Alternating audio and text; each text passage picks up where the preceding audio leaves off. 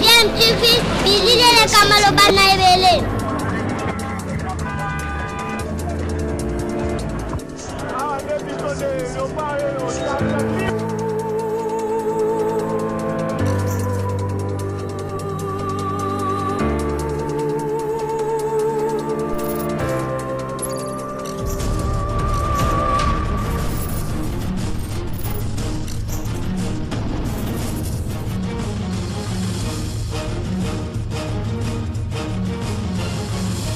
DMTV toujours en avant. Vous êtes sur DMTV, bonjour ou bonsoir, tout dépend de l'heure à laquelle vous nous trouvez. Tout le plaisir est pour nous de vous retrouver et de savoir que vous êtes nombreux en train de suivre votre chaîne YouTube DMTV. DMTV qui vous propose l'actualité, mais vous propose également des analyses et des réflexions sur des sujets d'actualité, des faits sociaux, tout simplement des réalités que nous observons ici chez nous en République démocratique du Congo. Gouvernement Sama Lukonde, finalement, qu'est-ce qui bloque? Puisque jusqu'à maintenant, un mois et quelques jours après avoir été nommé, son gouvernement tarde toujours à venir. Qu'est-ce qui bloque finalement? Est-ce que c'est toujours les politiques avec cette problématique de quotas en fonction du poids politique? Visiblement, peut-être oui, le chef de l'État qui avait promis que Kissalu Mebanda, ça tarde, ça n'arrive toujours pas. Qu'est-ce qui bloque? Et un journaliste de s'interroger, Serge Kabongo, pour ne pas le citer, Sama Lukonde ne serait-il pas lui-même en train d'attendre justement le gouvernement à venir? Je pense qu'on peut en rire, ce que a dit Serge Kabongo, mais à y réfléchir très bien, certainement Sama Lukonde ne maîtrise peut-être pas tous les contours de ces discussions qui doivent amener en tout cas certains politiques au niveau du gouvernement. Il y a parmi eux en tout cas ceux qui sont au Parlement et qui veulent à tout prix entrer dans le gouvernement. On a vu dernièrement Steve Mbikai écrire à Sama Lukonde pour fustiger le comportement de Bahati Lukwebo au sein du regroupement FDC et Steve Mbikai qui tient coûte que coûte à se retrouver dans ce gouvernement. Donc voilà un peu comment, avec quel politicien le chef de l'État Félix Antoine Tshisekedi a affaire. Est-ce que cette vision de l'Union sacrée pour la nation dont lui a eu à amener en tout cas auprès d'autres politiciens qui l'ont rejoint, est-ce que cette vision est cernée par ces politiciens-là? Viennent-ils pour justement accompagner le chef de l'État par rapport à cette vision, ou bien ils viennent pour se retrouver encore en obtenant des postes par-ci ou par-là? C'est cela en tout cas la question que nous sommes en train de poser, et le peuple qui continue en train d'attendre alors qu'il y a urgence. Hier encore, cette pluie qui s'est abattue dans la ville-province de Kinshasa a confirmé qu'effectivement il y a urgence dans ce pays et que vivement qu'un gouvernement arrive le plus vite pour commencer à se pencher sur les questions les plus urgentes et les résoudre. Bien entendu, parmi ces questions, nous avons notamment la problématique de l'insécurité à l'est du pays. Je vous propose un extrait de l'émission de Serge Kabongo au cours de laquelle justement on a eu à analyser cette longue attente, cette interminable attente du gouvernement Sama Lukonde. On a essayé un tout petit peu de réfléchir sur les raisons qui bloquent et ensuite nous allons nous retrouver pour conclure ce sujet. Je rappelle que vous suivez votre chaîne YouTube DMTV. Abonnez-vous s'il vous plaît, n'hésitez pas d'activer la notification une fois que vous serez abonné, parce que cette petite cloche que vous verrez une fois abonné va vous permettre justement de ne plus rien manquer des prochaines vidéos que nous allons vous proposer. Suivons cet extrait, nous nous retrouvons tout de suite après. C'est un peu la même image que nous avons de notre gouvernement. Guichourou, vous l'avez dit, ça s'enlise. Finalement, il y a les ténors de deux d'hommes. D'abord, les premiers qui disent qu'il faut tenir compte des poids politiques, c'est-à-dire un ministre a raison de 8 députés. Et d'autres disent qu'il faut tenir aussi compte de la solidarité, parce que l'ensemble qui est là, elle n'est pas vraiment représentative et que certains n'ont pas été bien élus. Et maintenant, le Premier ministre, je me demande, est-ce que lui aussi n'est pas en train d'attendre le gouvernement comme nous? Au fait, moi, j'aimerais répercuter un peu la désolation de M. Pi, qui déplore la façon de faire. Ça s'est vu même dans le gouvernement. Ce qu'il a dit pour les architectes, ça s'est vu aussi dans le gouvernement. Les gens ne veulent pas faire de concessions au profit de la population. Aujourd'hui, si vous remarquez avec moi, suivez mon regard, tous ces défilés qui se font dans la ville, c'est parce que ces gens savent que nous ne recherchons pas le bien du Congolais, nous recherchons l'intérêt personnel.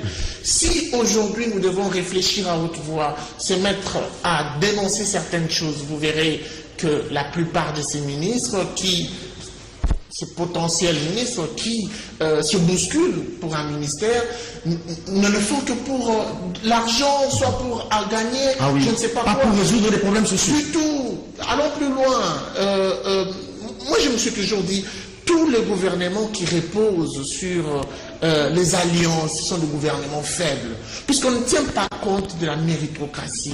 C'est le favoritisme, ce sont les recommandations. C'est parce qu'on doit satisfaire tel ou tel autre parti qu'on est obligé de composer. Est-ce que vous avez des propositions à faire? En ce moment, oui, il y en a bien sûr. En ce moment, si le Congo n'a pas besoin des gens qui viendront apprendre à la tête des ministères. Non, nous avons des technocrates. Vous avez vu ce qu'a été le gouvernement démissionnaire de Ilunga Ilukamba. Jugez avec vos propres mots. Quels ont été ces ministres compétents dans ce gouvernement Ilukamba? Quelle a été la structure de ce gouvernement? Sur quoi étaient reposés les accords de ce gouvernement? Où sont partis les technocrates? Aujourd'hui, moi, je me dis, c'est bien beau d'avoir un gouvernement, mais quel gouvernement pour répondre aux préoccupations de la population? Ce n'est pas n'importe lequel. Dans un pays où tout est priorité. Il faut d'abord, premièrement, j'ai ramené un cocktail de propositions, je vais résumer. Premièrement, il faut un gouvernement avec la réduction de la taille du gouvernement. Ça, c'est du déjà entendu. On peut, je le dis quand même. Mais l'IDPS, il y a 82 candidats pour le oui. On ne sera pas, s'il faut toujours tenir compte des intérêts des partis, chacun dans son camp, on ne pourra pas résoudre le problème des impositions. Donc ici, je veux dire qu'on peut les fusionner. Ça, c'est une première proposition. On n'a pas besoin d'avoir 1000 ou 10 000 ministères pour répondre aux besoins de tel ou tel autre parti, UDPS ou FCC ou je ne sais qui. Nous devons plutôt chercher à résoudre le problème des Congolais. Il faut réviser l'ordonnance numéro 19/082 portant fixation de la rémunération et des avantages des membres du cabinet du président de la République, pour permettre à ce gouvernement d'avoir l'argent, suffisamment d'argent pour mettre en musique. Donc c'est un autre gouvernement bis qui ne dit pas son nom au niveau de la présidence. Parce que les conseillers principaux, vous avez les collèges de conseillers, ils représentent presque un autre gouvernement. Il y a un pléthore au niveau de la présidence, on doit les reconnaître. Je n'ai rien contre ce qui s'est fait au niveau de la présidence, mais on doit quand même le dire qu'il y a un pléthore. Imaginez l'ancienne présentation du cabinet, non plutôt de la direction de communication. Il y avait combien de directeurs de communication? On pouvait le mettre ensemble. C'est le budget de l'État, chargé il est directeur de la communication, directeur de la presse.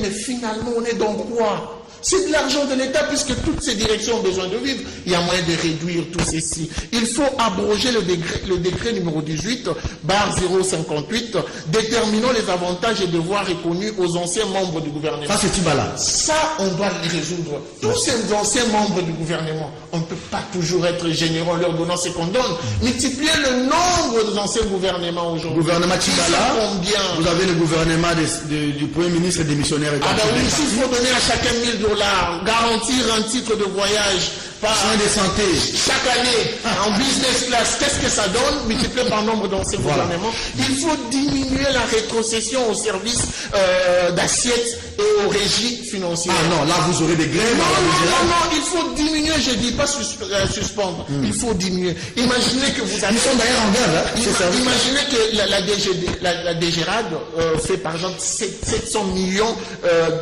mobilise 700 millions, et qu'il faut rétrocéder 5%. Vous avez 35 millions ou 10%. Vous savez combien ça... Merci beaucoup, Dissongo, pour vos réponses. J'aimerais finir. Non, Dissongo. Merci beaucoup. Vous comprenez quand même qu'il y a des choses qui peuvent permettre à ce gouvernement de se faire de l'argent et d'investir, puisqu'on ne pourra jamais résoudre le problème des Congolais, même le problème du social, sans pour autant avoir de l'argent. Merci beaucoup. Péjera, et Dardy va pouvoir terminer ses propos. Non, mais moi je pense que Tshisekedi doit comprendre une chose. Est-ce que vous êtes d'abord d'accord avec ce que le confrère vient de dire? Non. Donc il y a de l'argent qui passe. Totalement d'accord. Très bien. totalement d'accord. Et d'ailleurs, sur ce point-là, je crois qu'il fallait plutôt qu'on procède, par exemple, par la méritocratie. Regarder quels sont les membres du gouvernement sortant qui ont bien travaillé à chaque fois qu'on aura un gouvernement et qui peuvent peut-être, au nom de la reconnaissance de la nation, qu'on puisse leur donner quelque chose. Mais au-delà de cet aspect des choses, qui est pauvre parmi tous ces ministres-là? Parmi tous ces anciens chefs de corps et consorts? Parce que j'ai toujours dit que la classe bourgeoise dans notre pays s'épuise au sein de la classe politique. Quand vous regardez aujourd'hui les immeubles, les entreprises, les propriétaires, ce sont des politiciens. Avant qu'ils ne soient députés, ministres ou quoi que ce soit, il n'était rien. Mais dès qu'il accède, tout de suite, il a les immeubles, il a les entreprises, il crée des choses. Là, je suis totalement d'accord. Avec le nombre pléthorique au niveau de la présidence de la République, et moi, je dois le dire, je ne cesse de le dire, Tshisekedi doit réduire le nombre de gens qui l'entourent. Parce qu'il y a même certains qui ne valent même pas la peine d'être là. Et le choix ne doit pas se faire par rapport à la complaisance. Ça, c'est très important. Non, mais il faut récompenser tout le monde, c'est ça. On ne peut pas récompenser tout le monde pour récompenser, finalement. Alors élevons le débat. Oui. Maintenant, le ministre, est-ce qu'il est écartelé ou pas entre les ténors de poids politique en raison de 8 députés pour un département ministériel, ou bien il devrait tenir compte de la solidarité? Il risque quoi en tenant compte de la solidarité, et il risque quoi en tenant simplement compte des forces représentatives à la Très bien. C'est vrai que notre démocratie est assise sur la démocratie parlementaire, c'est-à-dire sur base de la représentativité des élus au niveau de l'Assemblée nationale. Mais encore faut-il se poser la question, comment sont-ils élus, ces élus-là? Comment sont-ils élus? Nous savons que par rapport à cette assemblée ou surtout cette législature, la plupart c'est des gens que Caleb a pris son stylo pour nommer. Parce qu'il y a des gens qui n'ont pas pris à la tête de Kabila. Vous prenez un Bitakura dans son fils natal là. Vous pensez vraiment que si les élections étaient sérieuses et quelqu'un comme Bitakura et pas Naïkouna, il peut ne pas être élu. Le professeur Bahati dans son Bukavu, Bahati peut ne pas être élu. Il y a des gens qui n'ont pas pris les têtes des gens qui ne plaisaient pas Kabila et puis le tout puissant Caleb son stylo pour nommer. Je vais vous faire une confidence. Si quelqu'un était déjà rassuré d'être élu, il prend son appel, il prend son téléphone, il appelle Nanga. Nanga dit, je ne suis pour rien, la liste que j'ai publiée là, on l'avait posée sur ma table et moi je ne fais que publier. Il y a même des autres qui ont profité. Oui. Alors maintenant, revenons à cette question aussi, si vous le permettez, très importante, devant ces deux thèses-là. L'autre thèse de la représentativité, comme je l'ai dit, 8 députés, un ministre et tout ça, tant mieux. Mais moi je pense que le contexte ne s'y prête pas pour l'instant. C'est vrai, il y a eu des députés motionnaires comme les Élisères se font appeler, qui ont soutenu, appuyé cette action au niveau du Parlement par le départ d'abord du bureau Mabunda et tout ce qui s'en a suivi. Mais l'idée, le go a été donné par Tshisekedi. Nous sommes aujourd'hui, les estimations nous poussent à dire que nous sommes à près de 100 millions de Congolais. Mais même pas 1% de cette population ne peut pas continuer à être prise en otage par un groupe d'individus qui s'appellerait députés alors que c'est nous qui les avons envoyés occuper ces postes-là. Je crois que Tshisekedi doit être fermé. Il doit sortir du lot. Lui-même a dit que nous avons passé 2 ans de rien. Lui-même a dit que l'accord FCC cache le tenait à l'étau, il était bloqué. Mais maintenant, on ne peut pas continuer avec l'union sacrée avec la même méthode. Et si cette thèse-là n'aboutissait pas, je crois que Tshisekedi doit brandir les menaces de dissoudre l'Assemblée nationale, comme ça on va aller aux élections anticipées. La plupart là-bas ont peur parce qu'ils savent que s'ils revenaient devant le peuple comme ça, vous allez lutter. Et regardez le travail que Kabou est en train de faire maintenant. Vous parliez de 80 personnes, il fallait expliquer que cette communication était plutôt interne à l'IDPS. C'est-à-dire, non, ils ont 8 postes, mais 80 personnes se présentent pour occuper ces postes-là. Au moins pour ne pas vous couper, et au moins on dit la vérité. Ils ont dit la vérité. Au MLC, tout comme ensemble, il y en a peut-être plus. Il y en a peut-être. Voilà. On a dit la vérité. Voilà. Ensemble, MLC, FDC, il y en a peut-être plus. C'est pourquoi moi j'ai dit au président de la République qui serait, s'il y aura élection en 2023, avec tout mon vœu, je souhaite qu'il y ait les élections, qui sera le seul comptable. Et donc, il ne doit pas se laisser faire par les caprices des parlementaires. Nous ne sommes pas les esclaves des députés. Non, mais demain, si vous mettez de côté les parlementaires, si ça continue, ils sortent de cette Assemblée nationale. Non, est-ce que comme ça qu'on pousse à aller aux élections? Parce que trop, c'est trop. Est-ce que les pièges aussi, Mike, c'est pas que on veut des réformes demain, parce qu'on dit cette session, elle sera essentiellement une session réforme, comme on dit. Mais si vous commencez déjà à bypasser les députés, mais est-ce que les réformes passeront telles que vous l'aurez voulu? C'est ça malheureusement. Est-ce que d'abord l'investiture, ça sera une lettre à la poste et pour en arriver aux différentes réformes? Merci Serge Cornu pour cette question. Je crois que d'ailleurs, Gérard est parti dans la question de la doctrine, dans la forme de l'État, c'est un élément essentiel. Mais quand on remet en question la qualité de l'élection d'un député, il ne faudra pas aujourd'hui que cet élément-là, c'est généralement le discours de la Mouka. On ne peut pas construire quelque chose de neuf avec des vieux contre vieux. Or, est-ce qu'aujourd'hui on peut dire que cette thèse-là est plausible et acceptée? Je crois qu'on mettra la République dans une situation compliquée. Ici, le problème n'est pas dans la question de comment ils ont été élus, parce que si on doit ramener cette question-là, la meilleure des choses, c'est qu'on ne compose pas avec le mal. Le mal est appelé à être banni. Mais c'est le mal qui fait maintenant le gros de l'union sacrée. Entre guillemets. C'est ça, je ne suis pas là pour dire c'est le mal ou c'est pas le mal. Vous savez, cette déclaration risque de faire tomber les foi de gens, je l'ai dit au pluriel. Parce qu'on ne peut pas répartir sur de nouvelles bases quand on se repose quelque chose qu'on considère comme étant mal. Mais les évêques ont dit on peut faire du bien avec le faux. Il y a une différence entre le faux et le mal. Okay. C'est la différence entre le mal et le problème. Le problème, ça veut dire c'est une difficulté soluble. Alors que le mal, c'est par nature. C'est-à-dire on bannit le mal, mais on résout un problème. C'est ça la grande différence. Est-ce que c'est un gouvernement d'union nationale ou bien c'est là où je voulais en arriver. D'où la pertinence, les appels que j'ai lancés ici, le chef de l'État aurait mieux fait de donner vite un contenu à l'union sacrée. Quand j'ai parlé de la question, c'était justement cette coloration politique. Ici, il y a plusieurs perceptions parmi les acteurs qui viennent dans l'union sacrée. Certains pensent qu'on est dans un gouvernement d'union nationale. Or, dans quel contexte serons-nous dans un gouvernement d'union nationale tant que nous sommes encore dans un ordre constitutionnel bien établi? Si on est dans un gouvernement de coalition ou encore un gouvernement d'union nationale, ça veut dire ici qu'il faut reconnaître même dans le pouvoir du chef de l'État, il y a quand même quelques concessions déjà cédées. C'est-à-dire on est dans même un au sein de son cabinet, même au sein de son cabinet de l'union sacrée. Ça veut dire qu'on fragilise un tout petit peu le pouvoir du chef de l'État dans la mesure où on est dans un gouvernement qui tient lieu d'une négociation. Ce n'est pas le cas. Ici, on est dans un contexte... C'est pas comme les 1 plus 4, non? Non, ce n'est pas le cas. On est dans un contexte exceptionnel où, dans la forme, dans la source du pouvoir exécutif qui est le Parlement, il y a eu changement dans l'ordre de la majorité. Ces changements-là ne veulent pas dire qu'on est dans un contexte extra-institutionnel. Ces députés qui ont décidé d'aller à la majorité, ça veut dire qu'ils ont décidé d'adhérer à un projet de société déjà présenté qui a fait qu'il y ait un candidat. Il faut tenir compte de la République. Ça veut dire quand vous allez, vous devez tenir compte de cet élément-là qui a fait que le Congolais a donné son suffrage à Félix Tshisekedi. Maintenant, la question c'est que, cette question vous parle, est-ce qu'il faut aller dans l'idée de pouvoir privilégier l'unité ou encore, je ne sais pas moi, la solidarité, ou il faut respecter? Mais dans ce cas-là, si on est dans un ordre institutionnel bien établi, on doit rentrer dans l'ordre institutionnel. Alors, une question pour terminer, parce qu'il me reste 1 minute 30. Je m'en vais vous donner une. Moi, je reste avec 30 secondes pour désannoncer cette émission. J'ai bien saisi vos différentes interventions. Alors, je me dis que ceux qui n'ont pas de députés à l'Assemblée, qui s'alignent derrière l'UDPS, ils n'ont qu'à négocier avec l'UDPS et que l'UDPS leur accorde 2 ou 3 ministères. Exactement. Le travail qui devrait être fait en amont. Je ne peux pas comprendre. Puisqu'il était en prison, s'il était en liberté, il allait être député. Quelqu'un comme Mouyambou. Mais s'il s'affiche derrière Tshisekedi, il n'aura aller dans le côté de Tshisekedi. La notion des alliés, qui s'affiche derrière Katumbi, il n'aura aller voir Katumbi. Derrière Bemba, si Bemba est celle de siège, il n'a qu'à accorder 2 à ses alliés. La réflexion est simple, comme Gardi l'a dit.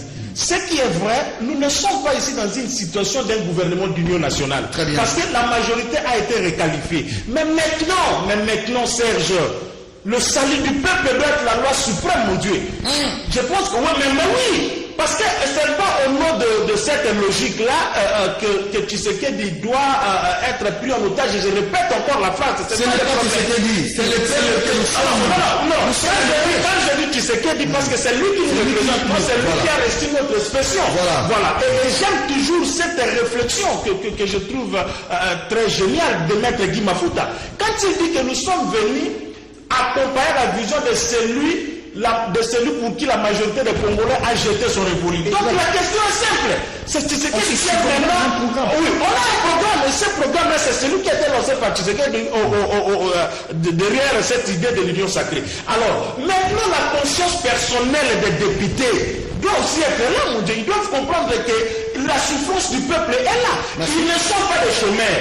Les Eliezer ne sont pas des chômeurs. Ils sont déjà des députés. Pas de fixation sur mon ami. Pas de fixation sur mon ami. Eliezer, c'est notre député, c'est mon député. Il fait beaucoup de bruit, celui-là. Donc, ils ne sont pas des chômeurs, mais ils veulent encore devenir des membres du gouvernement. Alors que nous savons, les suppléants, c'est votre première femme, député national, le deuxième suppléant, c'est votre maîtresse, le fils, tout ça. Donc, Bango, la famille, la Bango, non, ça ne peut pas passer comme ça. Si c'est qu'elle va prendre le dessus, et Jean là. Nous sommes aujourd'hui mercredi, le gouvernement Zobimara raté, et Jean là. Il impose, on lui donne des listes, il nomme les gens qui peuvent le nommer pour l'accompagner dans sa vision. Même le Premier ministre lui-même fait partie justement des problèmes de ce choix politique. C'est-à-dire la notion de la répartition, c'est pas au Premier ministre, c'est une question du chef de l'État. Mais je prends deux éléments. Justement, le premier, c'est celui que vous avez évoqué là. Le Premier ministre n'est pas sorti d'un petit parti. Le Premier ministre n'est pas sorti d'un grand parti à l'Assemblée. Non. Le président de l'Assemblée. Le président de l'Assemblée. Voilà. Mais pourquoi ne pas poursuivre cette logique? Non, mais le professeur, c'est le sénateur seul de l'Assemblée. Si c'est qu'il est au moment opportun, il va récupérer son stylo vert. C'est Chabongo. La thèse est justement ça. Le fait que déjà au niveau du chef du gouvernement qui impulse la grande pensée du gouvernement. Le chef a décidé d'aller chercher un technocrate pour des besoins de résultats. Est-ce que Sam n'a pas peur peut-être devant 45 députés du PPRD, lui qui n'a pas une assise politique à l'Assemblée nationale? Non, parce que le salut du Sama, c'est Félix lui-même.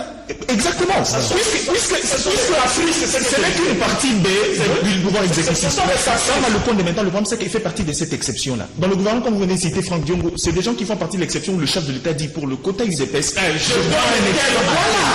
Voilà.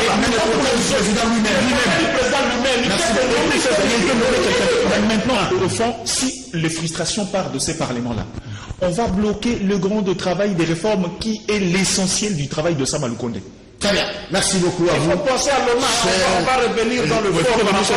J'aurais aimé que Choumou reste là aussi. Parce que sur la question de sur la question de la rétrocession, quand il estime que le 5% est faible parce qu'il a estimé imaginez que quelqu'un mène 2 millions, la notion de cette rétrocession, ce pourcentage-là est fixé au niveau des organes techniques. Et c'est considéré d'ailleurs la rétrocession la plus faible en termes de moyenne en Afrique. Merci Mike Gardidian. J'aurais aimé qu'il soit là.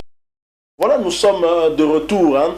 Vous venez de suivre là cet extrait riche en analyse, en tout cas en ce qui concerne ce qui bloquerait en tout cas le gouvernement Sama Lukonde. Ce qui bloque en tout cas, c'est très clairement la gourmandise des politiques. Et finalement, je me pose la question, est-ce que la meilleure solution pour le chef de l'État n'aurait pas été carrément de dissoudre cette Assemblée nationale et faire en sorte que la CENI puisse organiser de nouvelles élections pour avoir une nouvelle classe politique au sein de cette Assemblée nationale. Le chef de l'État se retrouve en tout cas dans des difficultés puisque ceux qui sont là ne recherchent plus qu'à être casés, alors qu'au début, dès le début, Sama Lukonde nous avait déjà prévenu que le gouvernement qu'il allait former allait être bien réduit par rapport au précédent gouvernement. Mais avec toutes les ambitions qui viennent aujourd'hui, est-ce que cela sera possible? Il est vrai que choisir l'option de dissoudre l'Assemblée nationale aurait mis en tout cas en scène la problématique également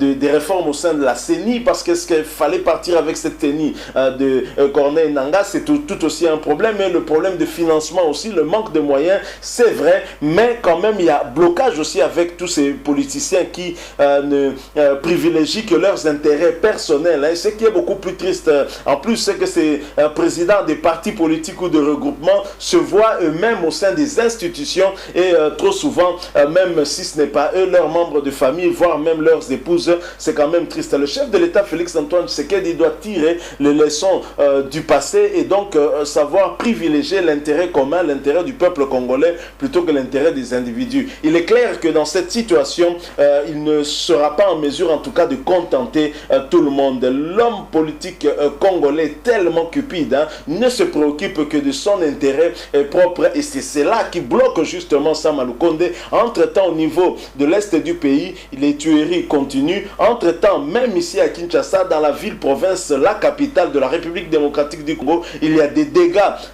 qui sollicitent en tout cas une intervention très urgente du gouvernement central, hein, même si le gouvernement provincial doit agir également. Mais si on pose également des problèmes de rétrocession, le gouvernement provincial qui n'a pas suffisamment de moyens pour faire certaines interventions, tout revient en tout cas au gouvernement central. Et c'est triste de voir que face à ces urgences, les Congolais sont suspendus à attendre la formation d'un gouvernement dont le blocage n'est dû qu'à des caprices des Congolais. Le chef de l'État doit tirer la conséquence de tout ceci et privilégier en tout cas le peuple d'abord. Voilà ce que nous avons voulu partager un tout petit peu avec vous. Si vous avez aimé, laissez-nous un like. Vous avez un point de vue à partager avec nous, n'hésitez pas de nous le laisser à travers un commentaire. Hein. Merci de vous abonner à cette chaîne DMTV. N'oubliez pas d'activer la notification. Juste un clic sur cette petite cloche que vous verrez apparaître dès que vous serez abonné. Elle vous permettra bien sûr de ne plus rien manquer des prochaines vidéos que nous allons vous proposer. Merci encore une fois à vous. Nous espérons vous retrouver très prochainement avec un autre sujet d'actualité. En attendant, portez-vous bien et DMTV vous dit au revoir.